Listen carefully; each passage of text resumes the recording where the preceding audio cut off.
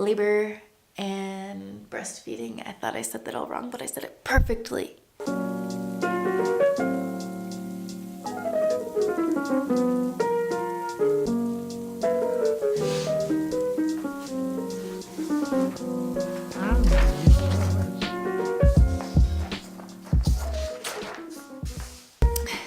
Hey everyone, and welcome back to my channel. I made a little disclaimer on my last video, which I will probably be uploading before this, which is on safely diluting essential oils for pregnancy, labor, and breastfeeding clients. And today I'm going to talk about specific essential oils that are safe and unsafe for pregnancy and how to go about that. Birth workers have been using essential oils for decades, and today we are going to run through the 7 rules for safely integrating essential oils into pregnancy, labor, and while breastfeeding. So let's start off by talking about how to determine essential oils safety. There are a number of factors that go into this, and the first, of course, is the quality of the essential oil. So adulterated essential oils will raise your likelihood of having a sensitivity issue or an adverse effect to that oil, as opposed to choosing a more pure and genuine essential oil. So when you can, always pick the most pure essential oil you can. The other variables that go into determining if an essential oil is safe is the integrity of the skin, how much essential oil you're using, the method in which you're using it, how it is diluted, and the essential oil's compositional makeup. All of that said, let's now, I'm a little stuffed up, run through the 7 rules for safely integrating essential oils into pregnancy, labor, and breastfeeding. I thought I said that all wrong, but I said it perfectly. Rule number 1, to play it safe, a pregnant person should completely avoid using essential oils in the entirety of their first trimester. This is because a fetus needs its environment to be just so that it can thrive and stay viable in utero. Don't worry though, there are plenty of other ways of incorporating essential oils into the 6 months after the first trimester and even beyond. Rule number 2. You should completely avoid ingesting essential oils for the entirety of your pregnancy, labor, and while breastfeeding, even if the essential oil is labeled safe for consumption or ingestion or taken orally, anything like that, completely avoid it. There are a number of essential oils that we'll get into that are completely safe for pregnant people to use and enjoy topically while diluted and diffused. Rule number 3. Again, to play it safe, always stick to a 1 to 2% dilution ratio of essential oil to carrier oil for pregnant people. Your client will still be able to reap all of the wonderful benefits of essential oils by using just a little bit more carrier oil. Rule number 4. Only diffuse an essential oil for about 10 to 15 minutes around a pregnant person, and this is because their sense of smell and their susceptibility to nausea is very much heightened, so to keep everyone comfortable, stick to 10 to 15 minutes.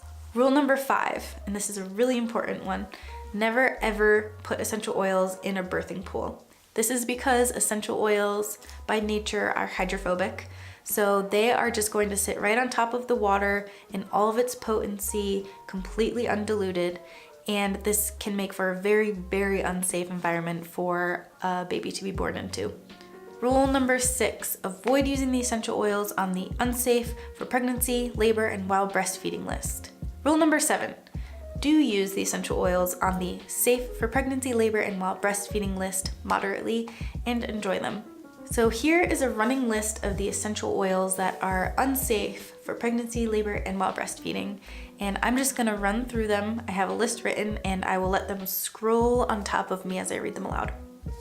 Here are the essential oils that are deemed unsafe for pregnancy and beyond, and this is a working list, so this by no means encompasses all the essential oils that are unsafe.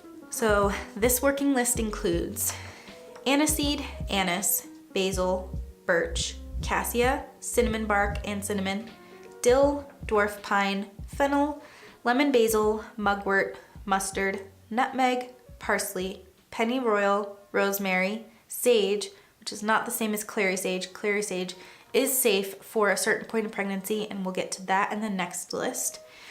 Sassafras, tarragon, wintergreen, and wormwood. Now here is the list of safe for pregnancy and beyond essential oils, and again, I'm gonna let them run right above me as I read them aloud. Here are the safe essential oils.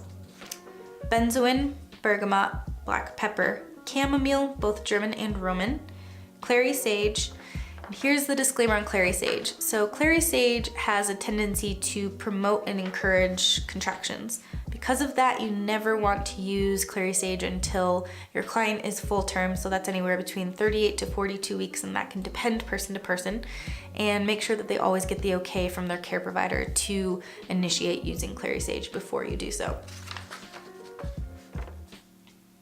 Cypress, eucalyptus, frankincense, geranium, ginger, grapefruit, juniper, lavender, lemon, lime, mandarin, marjoram, neroli, orange, patchouli, rose, sandalwood, tea tree, and ylang ylang. So again, both of these lists are a working list. It kind of just includes the most common unsafe essential oils and the most common safe essential oils. But again, by no means, it does not include every single safe and unsafe essential oil. And everyone's different, so always remember that.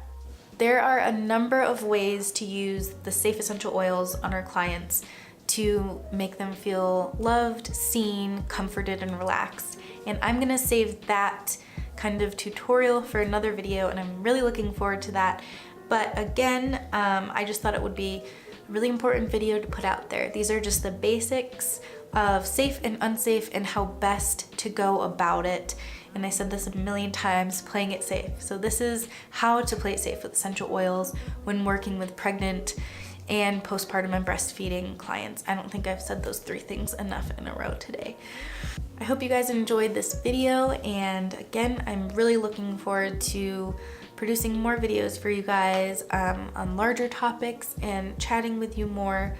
And if you did not see the video on the basics of dilution for essential oils, I did mention that my good friend and I, who is also a doula, we've attended a number of births together, and we've also been backup doulas for each other. We are starting a Facebook group called Essential Oils and the Birth Worker.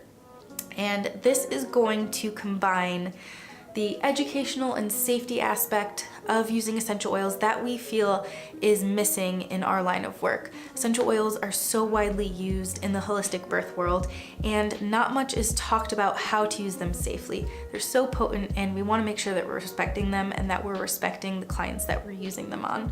So we want to combine the safety and the educational aspect of essential oils with the fun kind of collaborative discussion, sharing our tips and tricks, sharing our passions. We want to combine that all together. So if you guys are looking for a really welcoming and heart-centered birth community online to learn a little bit more and to connect, please reach out to me and let me know if you're interested in joining.